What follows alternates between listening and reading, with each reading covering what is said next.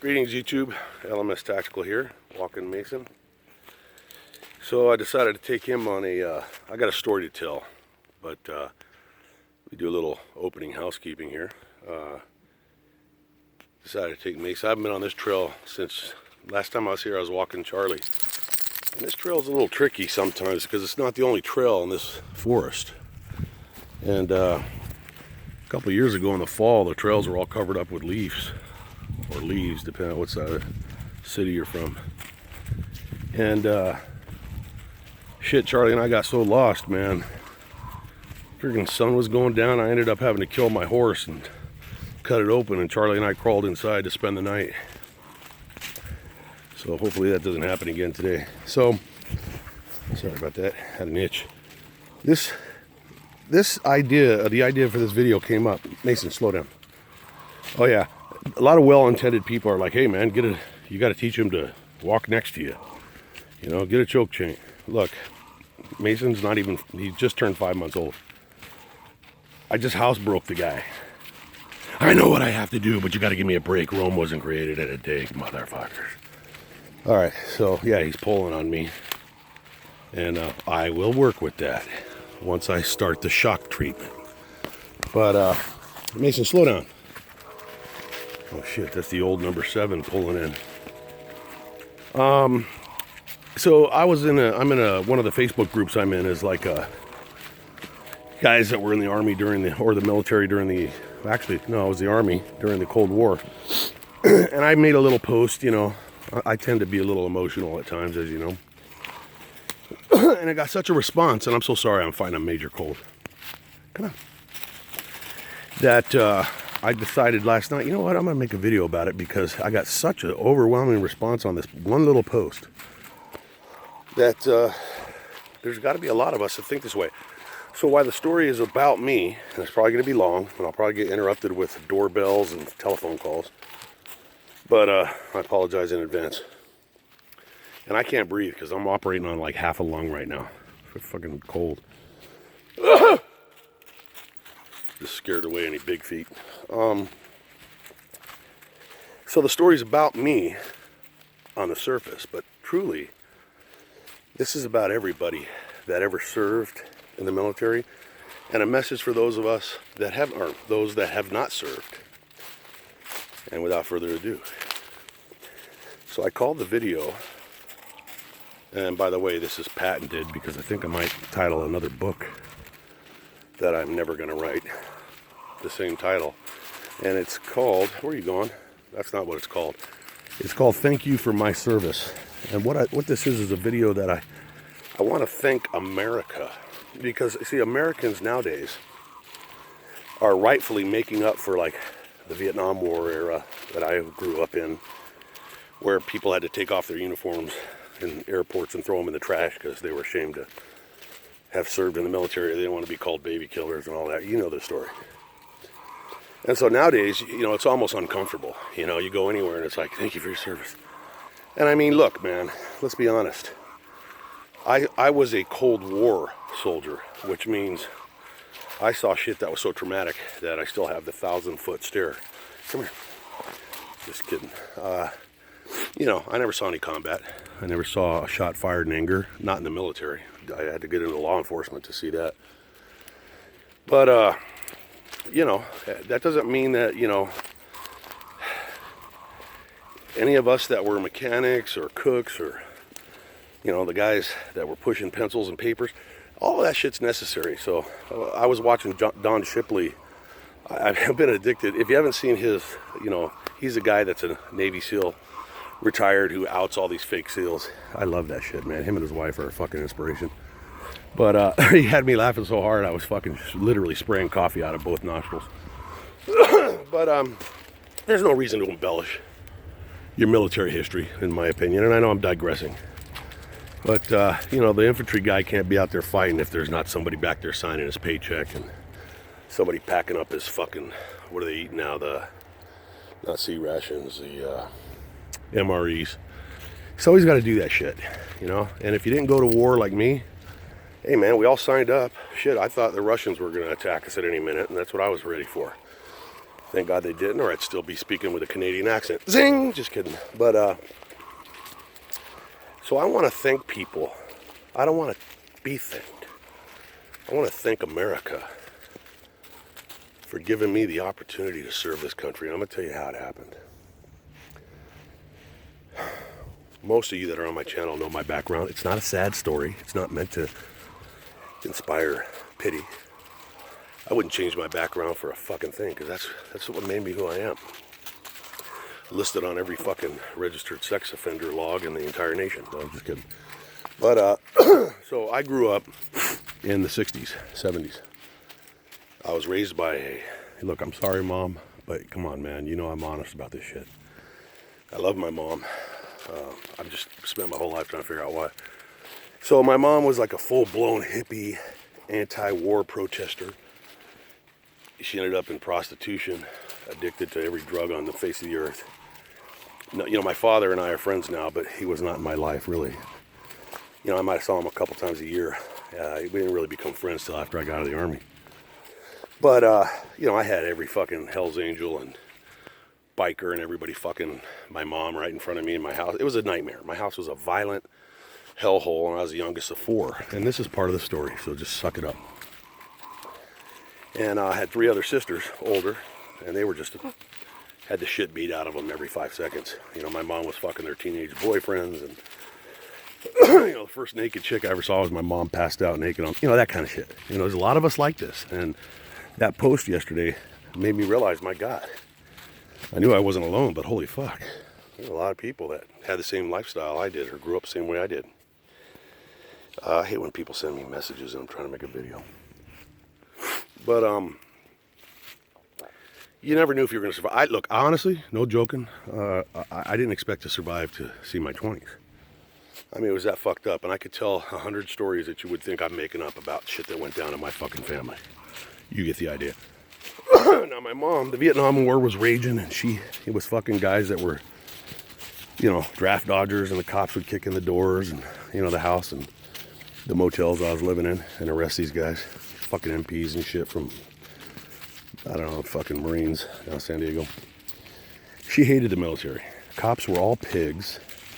She hated fucking cops. And the military, if I got caught playing soldier, I'd get the shit beat out of me. Even if I had a little toy soldier or something. So, naturally, I joined the Army and became a Los Angeles police officer. True story. Everything she fucking hated, I figured was the right way to go. So, here's how it all happened, man. Mason. He's a good looking dog. So I was going to Hawthorne High School. It's it's like south of LA. It's where the Beach Boys went to school. And before me. And Mason, will you calm down? Jesus Christ, like fucking trying to make a video while I'm holding on to a fucking raging bull. You hear that? That's a 155 howitzer. Or either that or I'm not sure what that was. It might have been a mortar, but I'm right near, listen. I'm right near Quantico, Virginia. I like the sound of the weaponry. Brings me back to my Cold War missions that are too fucking secret to talk about. Anyways, listen to that. Those are mortar rounds impacting. Listen. You'll hear the thump. Fuckers stop right when I do that. Yeah, these guys are watching me. It's a fucking drone overhead. Paranoid much? No. Anyways, so I, for some reason, ended up trying to play football in high school. Now, there have probably been worse football players in history. I've never heard of them. I was so fucked up. At the end of the game, the only dirt on my uniform was from sitting on the bench. And true sad story, man. Freshman year, I was so embarrassed that as I'd sit on the bench, I'd slowly rub dirt on my legs because I was embarrassed to be the only guy walking back clean. God damn, I was pathetic. But look at the stud I turned into. Anyways, so I'm coming home from football practice. It's fucking summertime. I think it's Hell Week. I'd just been beat up, had my lunch money taken or whatever. I don't know. I didn't have a good time in high school. And I was walking down walking up Prairie, north on Prairie, from 120th, and they had I think it was Prairie. Well, anyways, there was an Army recruiting station, a Navy recruiting station, and all this other shit. I had no interest, but what I did have interest in was water. I was fucking dying of dehydration. And through the window of the recruiting office, I saw a water cooler. So I go strolling in there, and there was a Green Beret who had just come back from Vietnam, because you remember now, Vietnam ended in 75.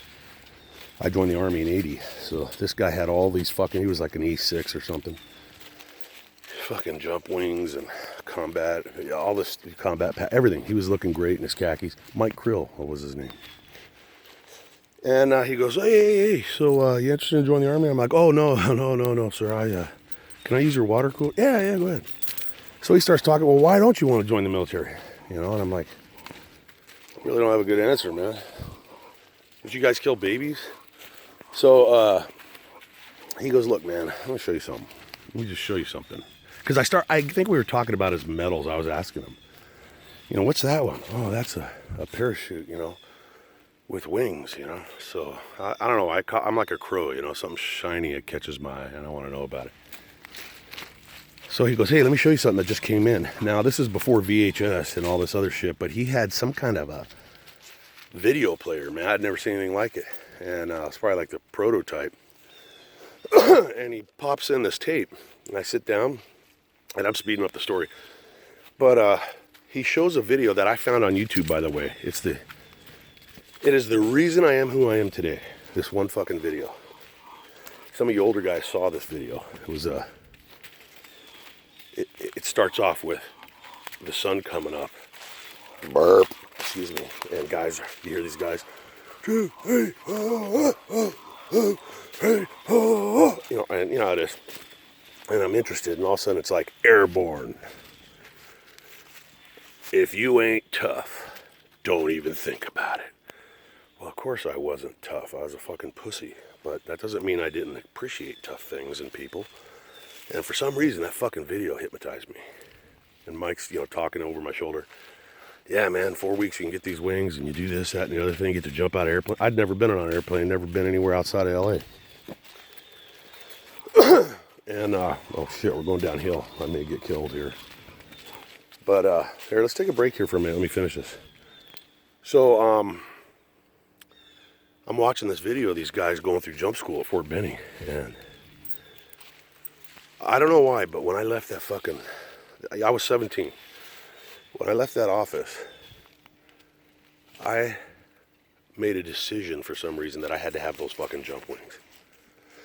I don't know what it was. It was divine intervention. Something told me that those jump wings were going to be my life. And I'd never had really a focus before, but that became my focus. Calm down, dog.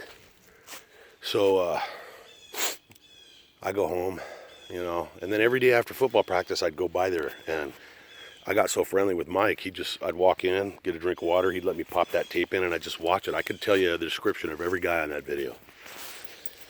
There was even an ugly redheaded fucker just like me, and I was like, fuck, man, these guys look like, you know, I just wanted that fucking wings, man. And there was something about the whole uniformity of these guys running, and it was some weird ambiance I'd never seen before, and it was very attractive to me. Basically what it was, I found out later, was called fucking order as opposed to chaos. And when you grow up in a fucking combat fucking zone like I did, where everything's chaotic, fucking order is very attractive. So at some point, when my mom was sober for 5 minutes, I approached her. I said, hey, we both know that I suck in school. I ain't gonna graduate. Would you sign these fucking papers and let me get out of here? I know you don't like me anyways. Yeah, who's gonna fucking take out the trash and mow the yard and all this other shit, you cocksucker? Who's gonna get me my whiskey and my smokes at 3 a.m? That's a good point, Mom, but, you know, would you please... Fuck you, I ain't signing nothing, man. Fuck you, I ain't gonna help you go in the military so you can kill other people's kids. So, she wouldn't do it. And I waited. I saw that fucking video every goddamn day till my 18th birthday, and I fucking signed my name. So I had failed the 5th grade. I'd flunked because I pulled a chair out from a teacher and she got hurt. It was a joke, you know. Fucking went a little too far. Like Jack Nicholson said in The Shining, a couple of extra foot-pounds of pressure at the wrong moment. It was an accident. No sense of humor. So I sign up this fucking shit, and I go through all the testing and blah blah blah blah blah. And I'm not saying I'm an idiot. I'm pretty smart, but I'm about as academically accomplished as a fucking piece of dog shit on the ground. I know more than most fucking college graduates with master's degrees, but everything I know, everything without exception, I taught myself in terms of academics and shit. So fucking time comes, man, and I'm in the 11th grade. I know I ain't gonna graduate. I fucking sign up. I'm gonna leave in August 26th. Fucking don't go back to school. Now, my very first plane ride, I'd never been in an actual hotel. Now, I lived in a motel at some point, but I'd never been in a real hotel, and that was downtown at MEPS. Next day, they bus us to the airport, and I'm on my very first plane ride, man, and I'm like, wow. Now, the next plane ride I was going to be on, I wasn't landing with it. I was going to jump out. That story, go back a couple videos. It's called My First Jump, I think. I just told that story. But all of a sudden in the Army, I find myself in the Army. You want a treat? I find myself in the Army and, sit. And, oh, he's a good boy. Oh, he's a good boy. Now people, I was meeting people from all over the place, man. And I'm from Los Angeles. Some of these guys never saw the ocean, blah, blah, blah. And people are complaining and shit because I guess they had, like, regular homes. They were complaining about the food and shit. Let me tell you something, man. I never ate so fucking good in my life. And in fact, to this day, I get teary-eyed when I think of my first time in the mess hall. The food. And it wasn't just the food, man. There was some shit there that I'd never fucking seen that I thought only happened in fantasies. They had these little machines, man, where you could lift up like a chrome handle and you could get all the fucking milk you wanted. And if you were really feeling fucking crazy, you could drink chocolate milk. I was hungry almost 99% of my childhood. I was fucking always hungry. I mean, my nickname was Javelin. I was so fucking skinny. People used to offer me fucking parts in movies about the Holocaust. Wait, Mason, I'm telling a story. So, food, all the things that made everybody upset, like the drill sergeant coming in at fucking 4:30 in the morning and, look at this guy. What the fuck are you doing? Get nice and dirty, boy. That's what we do out here in the woods. We ain't ladies. Just kidding, ladies. But, all of the shit, man, the yelling and, and I had bright red hair, so I stood out like, you don't want to stand out in the military in basic. But I was at Fort Jackson, and these drill sergeants were all Vietnam combat vet, Ranger motherfucking badasses, and they couldn't wait to get a hold of me. Look at the head on him! Red on the head like a dick on a dog. I mean, they were in my face. What's wrong with you, redhead? You gonna cry? What they didn't realize was the tear in my eye was of love. I had never felt so much fucking love. I'm not kidding you, in my life. I was let me back up a couple days. I'm in the fucking reception station at Jackson. And they were issuing me, I can still smell it. This is in 1980. Brand new fucking clothes, my fatigues. Brand new boots, man. I never had a brand new pair of boots. I was always wearing same old shit fucking this year that I wore last year. I had all this new shit and they were just giving it to me, man. I was in fucking heaven. And my hair was fucking long and they shaved it off and it felt good. And my ears haven't been covered since the day that first haircut came. And I used to have hair down to my ass. I mean, come on, man. I was like a surfer dude. And that's where I spent all my time, is at the beach. So these guys yelling at me and expecting beds to be made and tearing up shit when it wasn't done right. Fucking PT in the morning, the smell, the sounds. I don't know, but I think I might jump from an aircraft while in flight. Hey, well, that was at jump school, but you get the idea. I found a home, man, and I loved it, and I did it. And let me tell you what, man. Before those 3 years were to end, I was a guy that never left LA. Hold on. I was in all these different states. I was stationed at Fort Bragg, North Carolina. I was jumping into other states, Alabama, you name it, doing all kinds of shit, being in charge of expensive and dangerous equipment. Got to fucking fly to Egypt, man. Fucking spent time in Bright Star 82. Flew to Germany. I was stationed in Germany. Went to France. Fucking saw the Great Pyramids, the Sphinx, Cairo, Giza.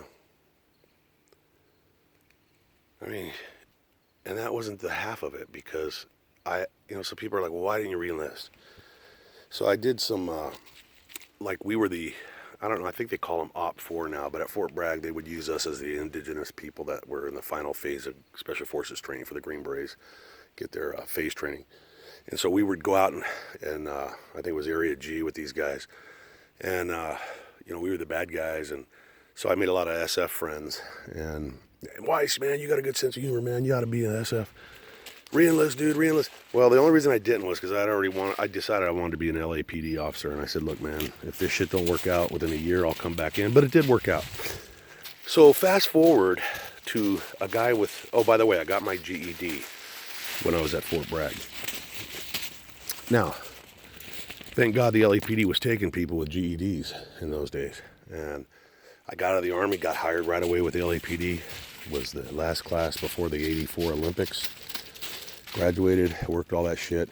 Fucking go look at some of my LAPD videos. That was fun and exciting. Left that, retired from LAPD. Came out here to Virginia. Was a federal agent with an inspector general's office. This is all the same kid that was, terrified of his own shadow. And while I was an IG guy, man, I took over the firearms and tactics unit. I was sent solo all by myself to Israel to be trained and work with the Israelis on not counter, but anti-terrorism and ways to protect assets and blah, blah, blah, blah, blah. And I saw everything, man. I was in Jerusalem and up along the border of Syria and Jordan, and I stood in the Jordan River where Jesus was baptized. On and on and on, man. And every fucking second of the way, I'm thinking, my God, I'm Mike Weiss. I'm the dude that I never thought I'd fucking survive my 20s. And then they sent me after the terrorist attacks in London, where the bus got blown up in the subway, and they flew me by myself out there, and I'm working with the British Transport Police, and I'm scheduled at a meeting in the Scotland Yard, man. I'm up in the office of Scotland Yard. Major funny story, man. I had such jet lag. I was like nodding off through the whole meeting, and they're probably still laughing at the fucking Yank that couldn't stay awake. But the point is, here I am. I'm standing in a fucking beautiful forest. Got a beautiful dog. I got a beautiful wife. Raised 7 kids.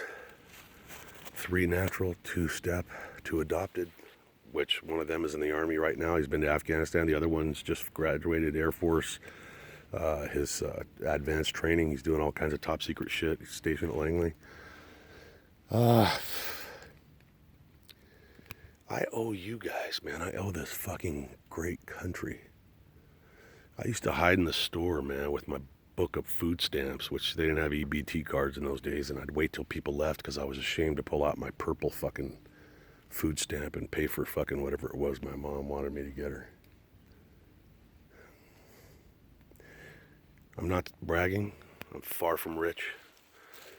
But I lived in a motel for years right across from the Hollywood Park racetrack. It was called the Turf and Sky, full of drug addicts, prostitutes. I'd wake up, my mom would be banging some huge black guy right 2 feet from me. This went on all night. Hey, probably how she fed me, so I should be thanking her. I was the first guy to ever own a house. I bought many houses. The house I live in out here in Virginia would be a multi-million-dollar house out in California. I own 12 acres up in the Shenandoah Valleys. You guys have seen it if you look up my videos, my bug out location. That is fucking 100% paid for.